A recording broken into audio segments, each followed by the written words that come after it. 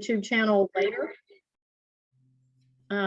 So if you have somebody you want to pass it along to, or you have to multitask and you missed something important today, you have a chance to go back and listen to it later. Really glad to see everyone with us today. We do kind of encourage folks to have their cameras on just because this is a real short and sweet and it's nice to see each other's faces, but we also understand that that's not always an option. So whatever works best for you. I'm Elizabeth Beggins. I'm the Maryland Agriculture Outreach Specialist for the Million Acre Challenge, which is a collaborative project with 6 founding organizational partners and an aspirational goal of 1 million acres of Maryland agricultural land in regenerative practices by 2030. That's roughly half of the farmland in Maryland. And we also are beginning to reach out into other Chesapeake Bay states. So if you're in another state, don't think you're not welcome here. We are going to launch a poll just to get a sense of who's in the room and to give folks time to get in the room. If you're just joining us, and hopefully you'll have a chance to see that and weigh in. Let's see. I always forget who's capable of sharing that poll. I currently am not seeing the option. Yeah, I seem to be not activated to share it either. Let me see what I can do. It's funny when we're screen sharing, sometimes our controls are harder to find. Let me see.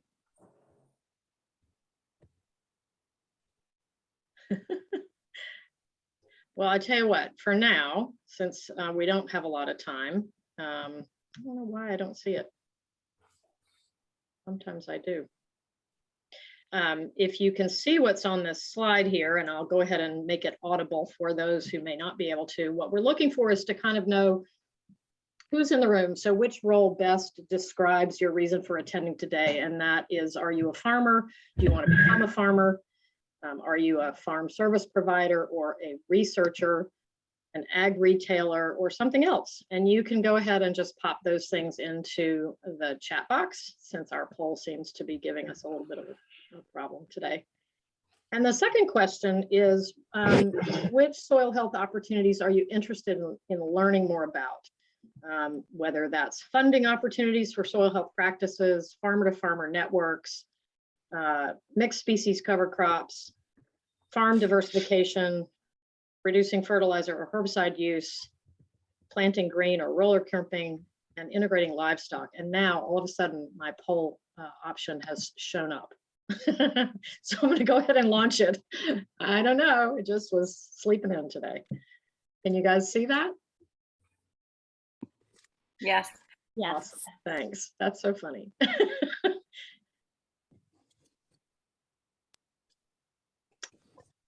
I'll go ahead and move on to this slide, where I'm just going to very briefly talk about what the Million Acre Challenge is all about.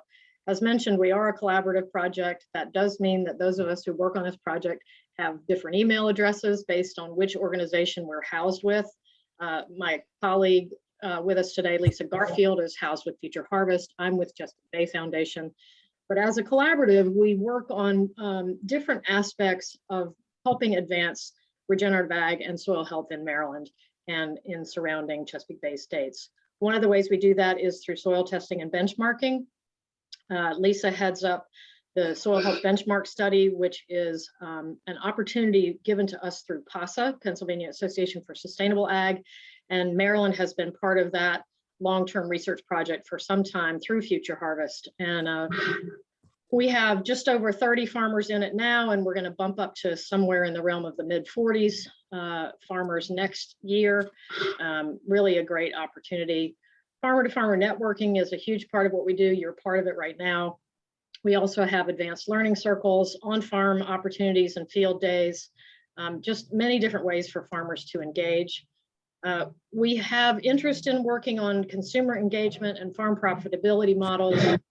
Those are also part of the work that we've been doing since our inception. I'm going to go ahead and end the poll, I think. Looks like we have the vast number of folks here so far are showing up as farmers. A few folks want to become farmers. And we have some service providers here, so great. Welcome to all of you. Here, I'll go ahead and share those results.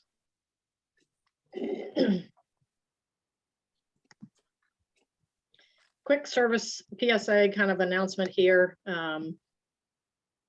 We encourage you to enroll in the Million Acre Challenge. That is just a simple survey that you fill out that gives us an idea of what kind of acreage you're growing on and what your production systems look like and what kinds of practices you're using.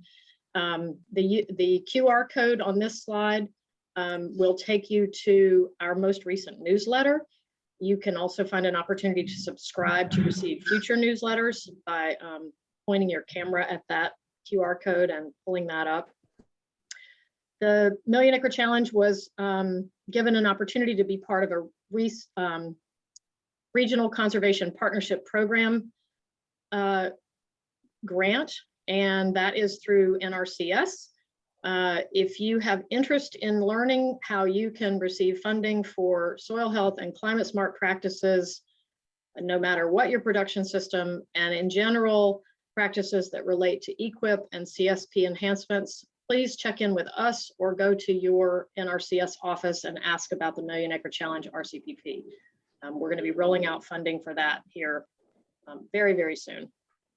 Connect with us on social media if you haven't already. Our links are there. Go ahead and like and follow us right now so you don't forget. We're getting closer to the featured person, Miss Sarah Ryder. Flying Plow Farm, Rising Sun, Maryland, which is up in Cecil County. Sarah and her husband, Tom Paduano, are both first generation farmers. They have 3 kids, ages 2 to 7. So we're happy that Sarah is actually here and conscious. 56 acres, 14 of it vegetable, 42 of it pasture. This list blows my mind. They run a CSA. They attend 4 farmers markets. They have an on-farm stand, an online store. They offer home delivery and wholesale. They have beef cattle, meat and laying chickens, sheep, pigs, and of course, draft horses. Yeah, impressive list. And they've been part of the Soil Health Benchmark Study since its inception with PSA, and you'll see a little bit more about that in just a few minutes. Like a lot of farmers, they are accomplishing so much while still kind of in that balancing act between raising a family and holding fast to regenerative ag standards at the same time. Sarah, at this point, I get to hand the talking stick over to you. The questions on this slide are going to disappear, but I'm going to have them in the background so that I can keep our ball rolling. And I'm going to start off with that mention of the fact that you and Tom are both first generation farmers. You didn't grow up in farming families. So how about talk to us a little bit about that and how you and Tom came to be farmers. Sure. Thank you, and thank you for being here. I don't think I said that, but I meant to. Thank you. Yeah, thanks for having me. So yeah, both of us are first generation farmers. Came to farming in sort of similar pathways in that we had no farming background and came to it sort of in college, in the college years, independent of one another. Tom and I farmed for maybe a decade or so before we met each other, doing various things.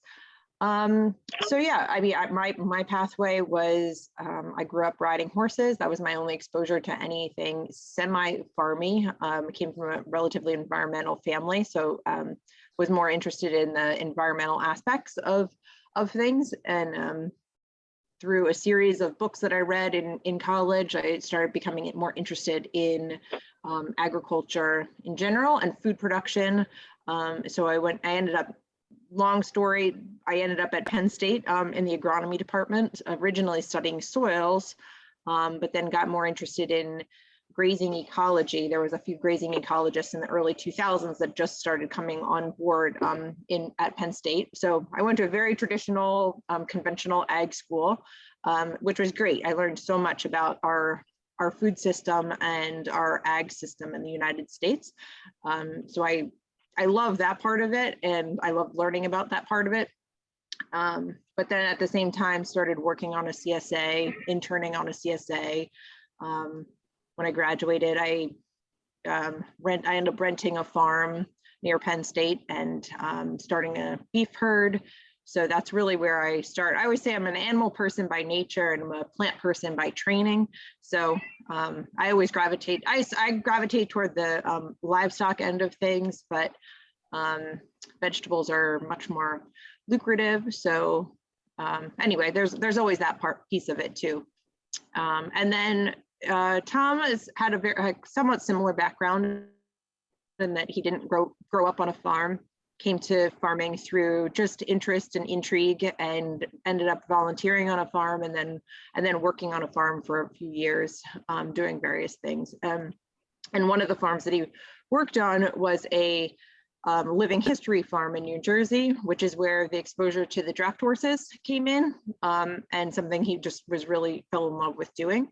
And so that is sort of how we ended up with draft horses and focusing our farm around, really arranging our farm around draft horse, the draft horse systems. Like I said, I'm a horse person by nature, or I've always been a horse person, but I am not necessarily into the draft horses as much. I grew up riding thoroughbreds, so it's still, the idea of hitching things to the back of a horse is terrifying. But yeah, so that's the short of our history, the long and the short of our history. That's great, thank you. I know when we talked, Sarah, you kind of joked about how you got started in terms of kind of how you launched into this farm. And the question is, did you start small and expand, or what did that look like for you? Well, yeah, what I told you was that we did exactly what we recommend never, ever, ever anybody do, which is we rented land. So Tom and I we met because we were managing neighboring CSAs in Chester County, Pennsylvania. And we decided, you know, we were going to start our own operation. And so we started looking for land to rent across the mid-Atlantic region. And we came to a farm in Harford County, so just north of Baltimore, that I had connections with years prior. And so I knew the farm pretty well, and had spent almost a year there a few years prior, and would be a great location. So, and of course I knew the owners. And so we made an arrangement with them to lease that property, or part of that property. And yeah, and then we started big. I mean, we started as big as we could handle, because we didn't have any savings at that point, because we had been working on the farm circuit for a while. So interning or apprenticing or all those things that don't make a lot of money. But we did have a lot of skill and experience. So we were pretty confident on basically financing our farm on CSA funds that we were collecting immediately. So we moved to the farm in January, and we set out to get 100 members that first year. And we really used those CSA funds to finance the startup of the farm. But we did it because, again, we were pretty confident in our growing skills and our abilities, and that we knew we could produce for that number of people, even in our first year. Were there any surprises? Were you able to fulfill that as well as you had hoped? Anything you would do? No, we actually didn't. We didn't come anywhere close to 100 members that first year. I think we might have started the year with 50 members. I think we probably ended the year with like 75 members.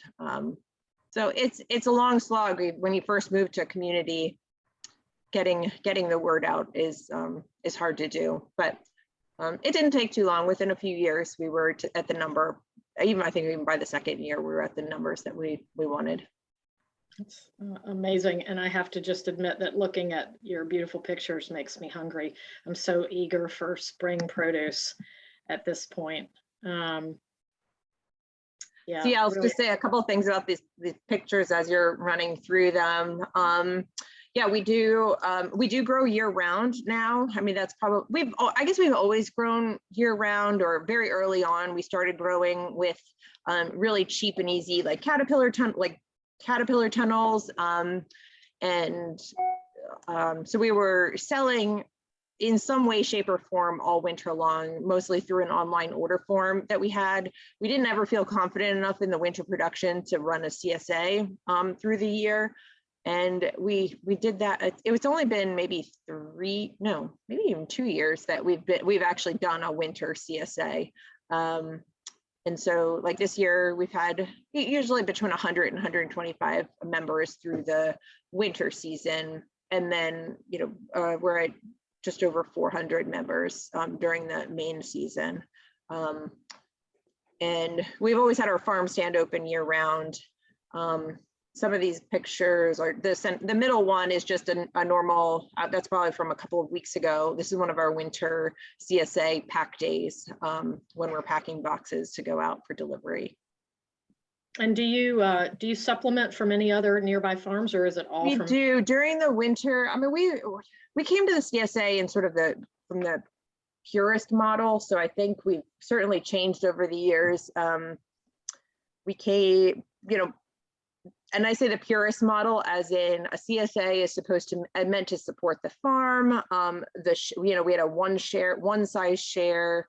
It was a huge share for a lot of money. It was genuinely, we were going to make our budget, split it by the number of shares we thought we could fill. And that was going to be our share price. And that was great. We had a lot of really like hardcore members that worked for. But then a few years ago, we started to kind of break down, that wasn't working. That's working for 150 people or 200 people who really understand that model.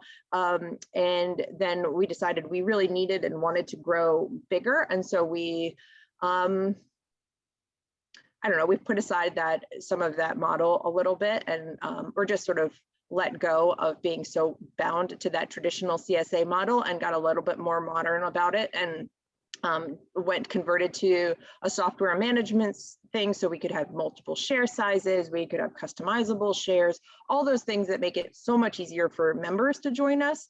And that was great. And so that's a long way to answer your question. Is part of that also was letting go of the fact that we had to grow 100% of everything that went into somebody's box, especially in the winter time. So we're very clear with our wintertime members that it may be supplemented by other things from other local farms, certified organic when we can.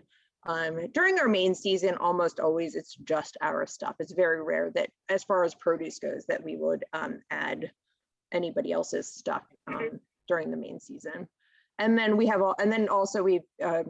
being able to, all of the software management has also made it easier to do add-on shares from other places. So we have cheese and butter and yogurt and fermented stuff that we can add on from other producers. So you mentioned just now kind of letting go of that original model. And I know that you have also shifted a little bit in your kind of ideal for how you have been handling cover crops. And maybe we can segue now into that conversation. Kind of the farm you told me was had been long-term no-till, so you already had really high organic matter, but you were really devoted to a cover cropping system that you've since modified a little bit. I also just want to point out a couple things here before we move into Sarah's answers. One is that her 7-year-old daughter took quite a number of these pictures, including, I think, the one of the cow at the top left of the slide. So kudos to her. And if you all have questions as we're going along, please feel free to put those in chat. We don't mean to be blowing past things that are bringing up curiosities for you. So organic matter cover cropping.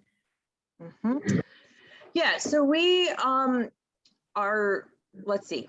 Yeah, the cover cropping is a major part of a major part of our soil sort of, I'd say just soil longevity of our vegetable operation. So we have about 14 acres that are designated for vegetable production. So our farm is 56 acres, and on the center, and sort of in the center is the house, the barn, And there's about 14 acres of relatively flat land, sort of on top of a plateau. And then the other acres sort of fall away from that and are have more slope to them.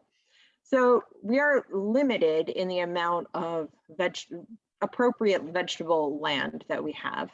And so, you know, our goal has always been the bioextensive model of, you know, we follow what the Ann and Eric Nordell do, try to do a T, and we've tried to replicate as many of their philosophies and practices as possible. And their bioextensive model relies heavily on full year cover crops. So when a cash crop comes out, it's an entire season before another crop goes in. So you can either do a really long single cover crop, or it could be, depending on the timing, the goals as far as weed control or nutrition or soil health or whatever, it could be one single cover crop that whole time. It could be a rotation of multiple shorter term cover crops in succession in that year. But we're limited in that land, and we do have the market, and this was sort of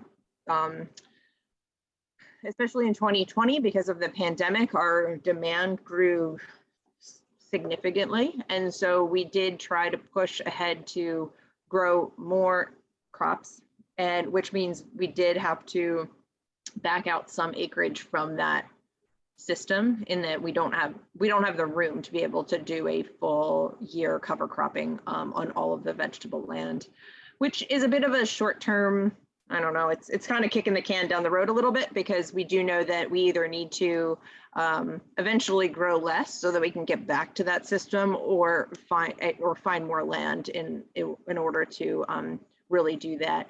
It would be, yeah, it's not something we really want to do right now, but would be wonderful if we could move some crops off of our main farm too, just to give everything a little bit more of a rest. Now you all heard, go ahead, Lisa. Well, there's a few questions in the chat. I thought I would interject here. Kathy asks, what was the condition of the soil when you bought the farm? And also, how do you handle distribution?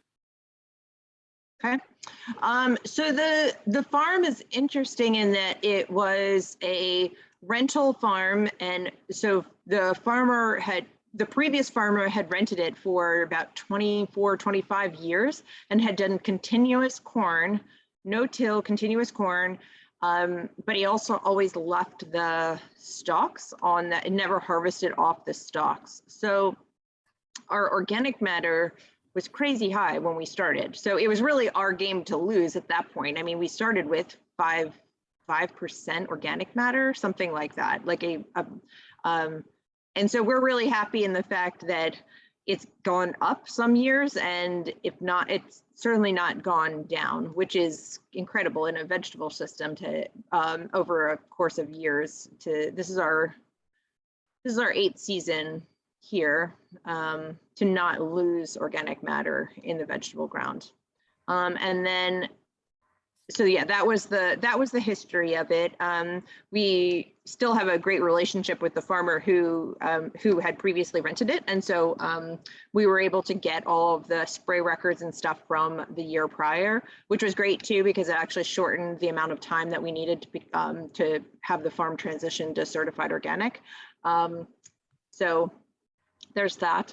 Distribution. I'm assuming that's for the CSA. We distribute from on farm, which is probably the smallest part of what we do at this point. And then we have drop sites throughout the region. And because of the pandemic, we transitioned most of our drop sites to home delivery, and then working with a courier service. And because we weren't sure whether our drop sites were like yoga studios and coffee shops and people's houses, we weren't sure what was going to happen. And so in the beginning of the season, we just made the decision to switch everything to home delivery. And once you offer it, you can't go back. That's not a thing you can take back again. So last year, we ended up just taking it back in-house though, and rented refrigerated when we got vans, and now just have delivery drivers. So we do a lot of home delivery. We still do a lot of drop sites on farm. We have some of our markets that allow CSA pickups there. And how many crew members do you have on your farm? Let's see. During the winter, we usually have about 6 people on our payroll on any given week. We have some people that mostly in the pack shed and working with doing the boxing of the CSA shares. Harvest at that point is certainly smaller. And then we have a couple of delivery drivers. During the main season, we rely on H2A workers. So we're in our 4th season with H2A workers. So we have a crew of guys who are now, this is their 4th year with us from Mexico. And they usually come in early April or so and are there until the end of November. So, and then we add market staff too. So during the summer, we might have 22 people, somewhere like that on any given week, but in all different aspects of the farm. So Sarah, believe it or not, we're already like 4 minutes out from 12. I know. The time flies. I've been sort of running through, the livestock operation. I just want to highlight something that you and I talked about, which is really the need to like animals if you're going to get involved in raising them. Let folks hear you talk about that a little bit. Sure, because we get the question a lot about, there's always an initiative in any conference or anything about integrating livestock into vegetable operations. And especially then when you start trying to expand your cover crops, it really makes it a natural sort of opening to have animals and grazing animals into your system. And people are really inspired to do it. And really the only reason it works for us is because we genuinely like the animals. So yeah, again, I've had lots of people call us about trying to do this, and they're really gung-ho about growing vegetables and they want to make the livestock work. And it doesn't usually end very well. So we really, our animals are here. We've kind of worked our animals that we like to have into our system. So that, like, the sheep are a great example. We just got those last year. Those have been my pet project. And I got them because I genuinely just fell in love with this flock of sheep that I had been driving by. And by chance, we ended up connecting with the owner and he was ready to sell them. But it ended up working out great. And they're in our cover cropping system. We had beef cattle, and for various reasons, we're sort of backing down on the number of beef cattle we have, mostly because we just don't have the space to really do it well. And they don't work that great in our cover cropping system. They tend to have to put in too much, there's too much damage to the soil and they're hard to manage, and they get out too much. And the sheep, again, I got them because I really wanted them and I really loved them, and then we figured out a way to make them fit. The laying hens are a bit the same way. They kind of fit in. We're not thrilled about the broilers, but we do make those guys fit into the system. And then a bit the same with the draft horses. It's not something we're never going to tell people like this is the way to farm with draft horses, because if you don't like horses and you don't like doing it, it's never gonna work or be efficient. But if you like that sort of thing, it is pretty fun to try to figure out how all these things fit together. Because some days they fit together and some days they don't. So before we get to 12:30, and I will also mention that Sarah, like a lot of our Lunch and Learn guests, has agreed to stick around an extra 15 minutes for folks who can, just so that we can open things up a little and have some free flowing conversation. But before we get to sort of the official deadline here, I want to just bring up this slide. You've mentioned it peripherally, but this is the soil health benchmark study that you guys have been part of through PSA since 2018, and maybe a little challenging to see these slides clearly, but if you look at the big bubble numbers, there's some rock solid stuff going on there. I'm going to let you describe some of that for us. Yeah, so I mean, the general score, yeah, it's been good. And these numbers are always validating to see these, especially in this nice infographic thing that PSA makes for us. It's really fun.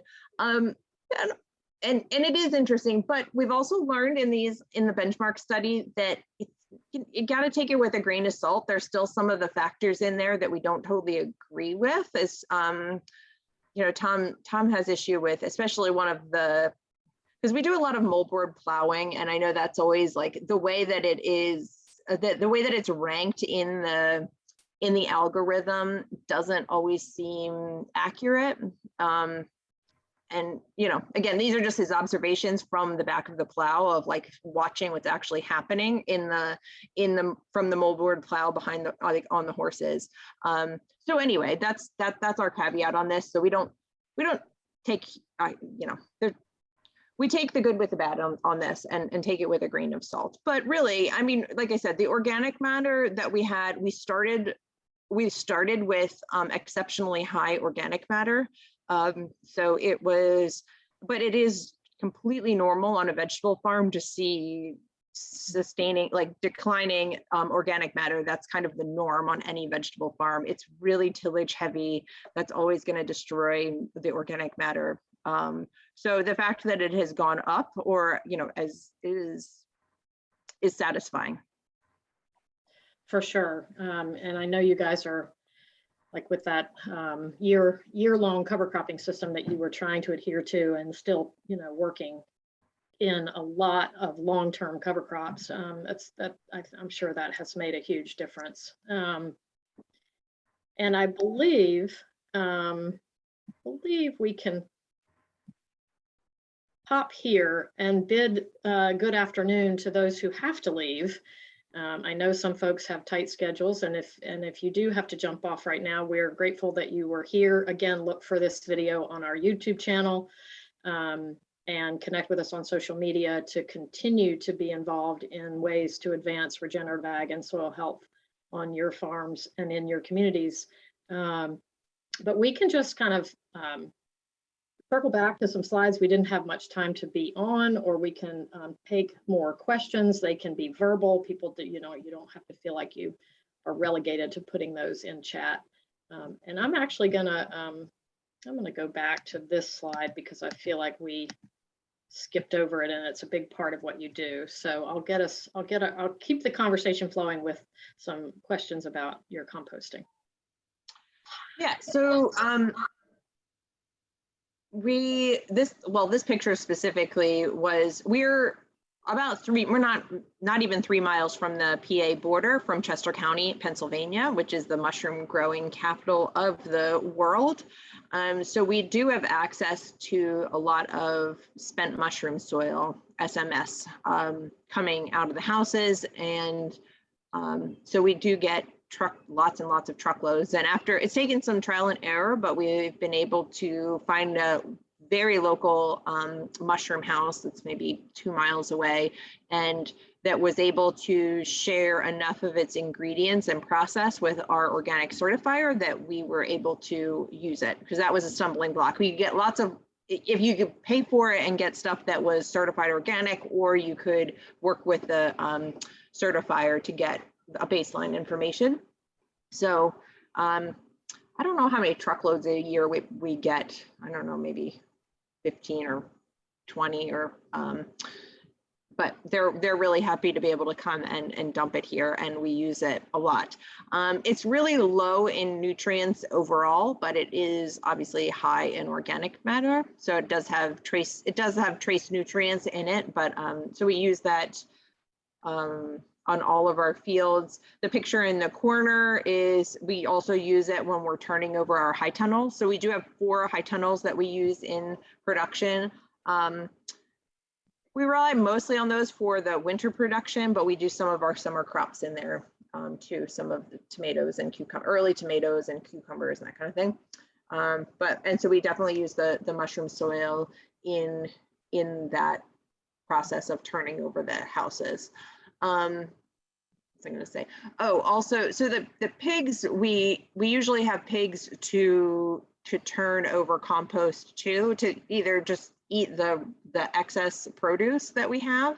And then we'll also, again, this is a system kind of modeled off the Nordell system of stockpiling manure and from the horses and cows, and then drilling corn into it, and then letting the pigs root down through it in order to turn the compost. The limitation with that is then we can't, because it has the current pig's manure in it, then we can't, you know, there's timing issues for food safety to be able to spread that on the vegetable ground. So a lot of times we're putting that on pasture, or if we're on the full year of cover crops, we can apply that there. We've recently too, last year, we expanded the pig operation to, that picture in the middle is just, they've also been our cleanup crew. So we've been clearing out some hedgerows with the pigs also. And occasionally they're out on the cover crops too, as a grazing. Jenna asks what else you mix your compost with. Sorry, Lisa, I just stepped on you there.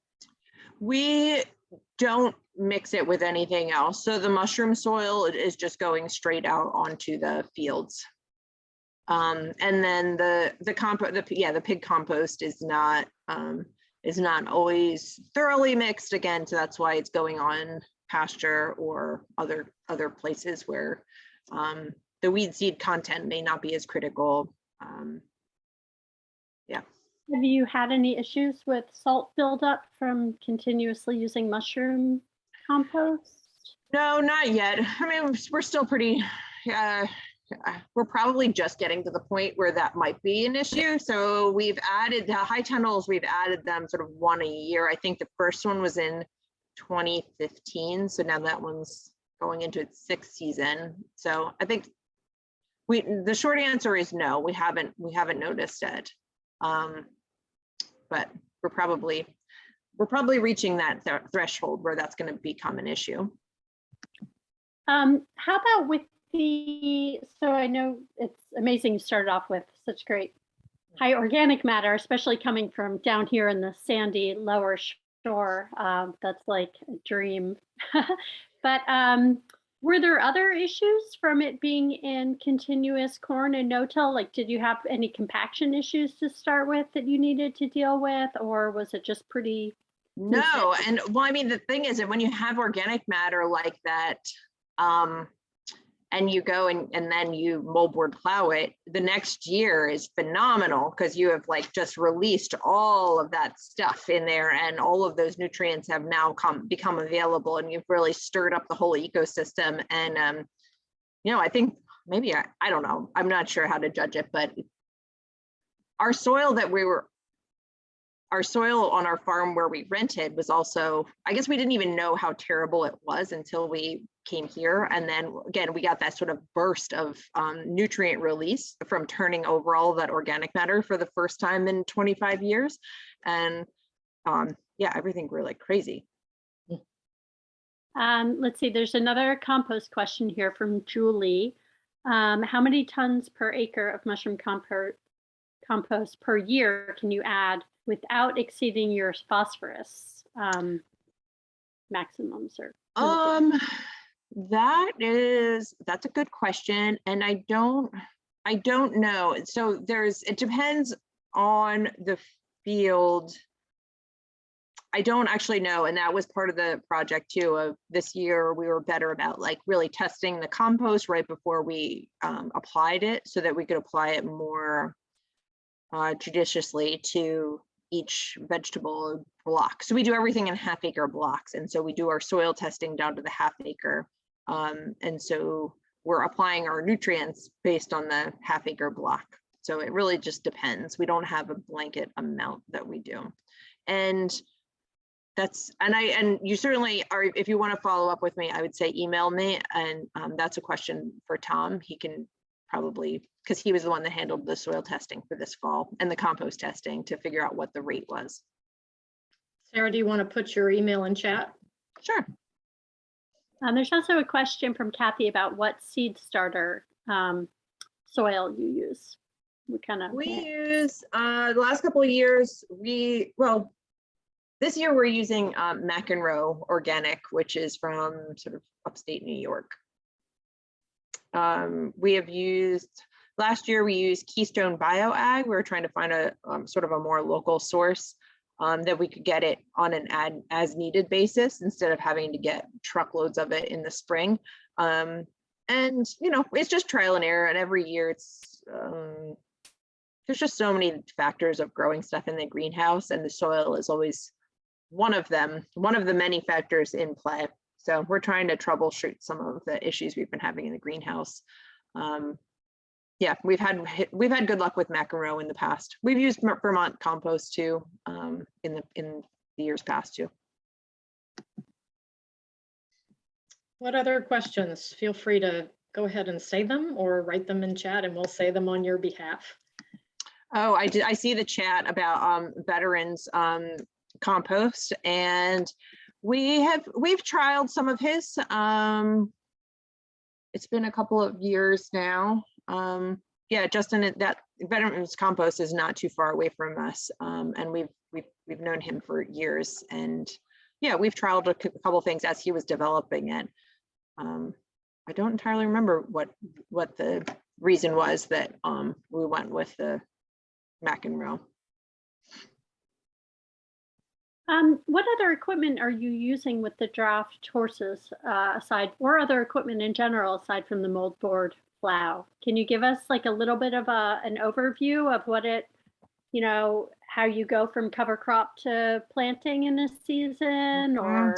Oh, that's what the picture I was trying to find was, I always, every year I'm always taking pictures of the same thing, which is plowing. So like the with the moldboard plow too, we can plow full grown cover crop. So, you know, 4.5 foot cover crop, and it just plows it right under, which is just pretty cool to see in action. And so the traditional, like the typical thing is that it gets plowed, it gets disked. So with the horses, the disc is probably the heaviest pull. So sometimes, depending on how much time we have, that might be done with the tractor, that might be done with the horses. We also have a roller harrow. Just, it sort of also depends on the conditions and what we're trying to do with it, or how quickly we're trying to get things broken down. So if we're starting with a 4 foot cover crop and it's getting plowed under, and we don't have a lot of time, we might work it more quickly. But typically it's the plow, the disc, a roller harrow to break things up that has some S-tines on the back. And there's just a regular S-tine harrow that also we'll use sometimes. And then are you transplanting with like a water wheel transplanter or some other? We have a Lannon transplanter. So yeah, that's the Lannon transplanter has been good. That we don't have horses slow enough to run the transplanter. We've tried, but it's too fast. I mean, yeah, the horses just can't walk slow enough to transplant. So that's always done with the tractor. Almost all cultivation is done with I'd say all the cultivation at this point is done with the horses. Because cultivation, I mean, it's really the heavy stuff that is time sensitive. So if we're short on time, we can use pretty much any of the other equipment with the tractor. So especially, yeah, like the disking and the secondary tillage stuff, if we're in a crunch, certainly can be done with a tractor. And is often done with the tractor in the early spring when we just have a lot to do and there's only so many hours in a day. But yeah, cultivation, it's almost the same to cultivate with a tractor as far as time goes and the horses. So that's almost always done with the horses. And they can do that all day. It's not particularly heavy work either. So we've used up our extra 15 minutes. It's so easy to do. There's so much to learn, and you are so good at sharing this information and just, you know, giving us insights into how an operation like yours works. Thank you again, Sarah and Tom, by association, and your 3 children for the time. And you know, Sarah gave us her email address. You have our email addresses. Please stay connected, enroll, follow us on social media, all those things. And we hope to see you again in the future. Everybody have a great rest of your week and Yeah, weekend. thanks for having me. Yeah. Thanks so much.